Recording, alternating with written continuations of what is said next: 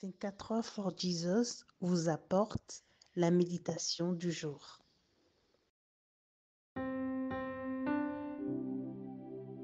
Abraham répondit, « Mon enfant, souviens-toi que tu as reçu tes biens pendant ta vie et que Lazare a eu les maux pendant la sienne.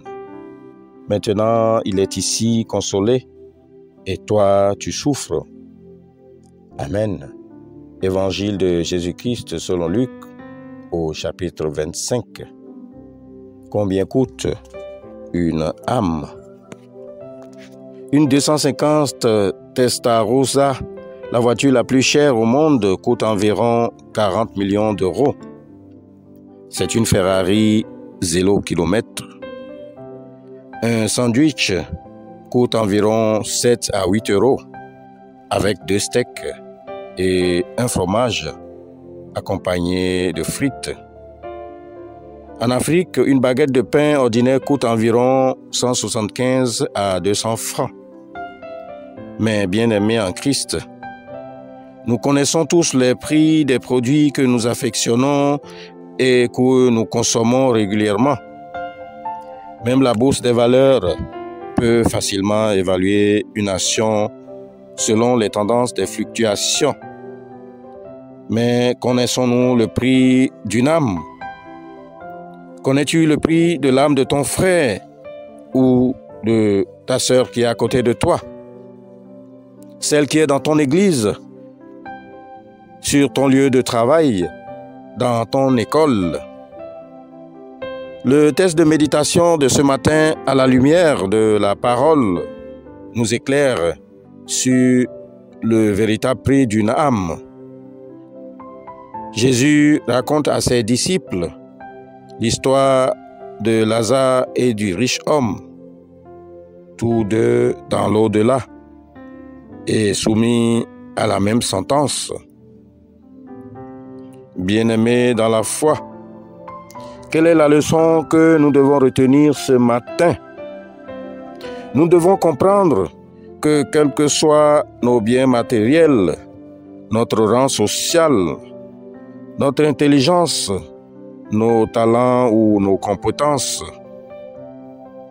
ou même tout ce que nous avons de plus cher, notre vie spirituelle, en l'occurrence, l'état de notre âme, est plus important que toute autre chose. Dans l'au-delà, les biens changent de main et de propriété, et l'âme devient le bien le plus précieux. L'âme devient le bien sans prix, qu'aucune bourse des valeurs ne pourrait évaluer ni spéculer, car son prix est hors de portée. Dans le livre des Proverbes au chapitre 4, le verset 23, la parole de Dieu nous rappelle de garder notre cœur plus que toute autre chose, car de lui viennent les sources de la vie. Bien-aimé dans la foi, si tu reçois ce message ce matin, sache que tu dois préserver ton intérieur et ton âme de toute souillure, et que la grande priorité de Dieu, c'est surtout de sauver ton âme, et que tu participes aussi avec lui à sauver les âmes de ceux qui sont égarés loin de lui.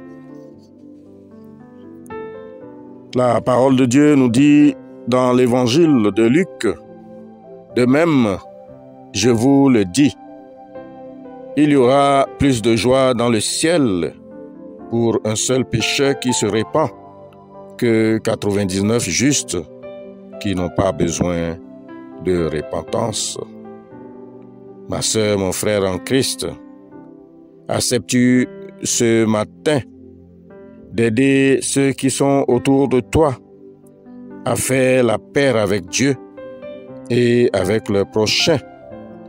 Acceptes-tu ce matin d'être un fidèle témoin de Jésus-Christ prêt à gagner des âmes à lui.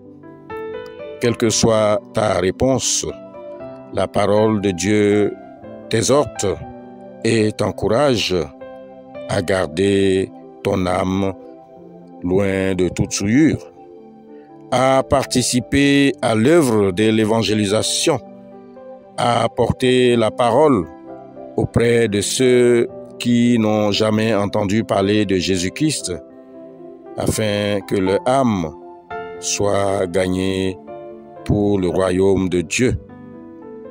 Prions que Dieu nous fortifie.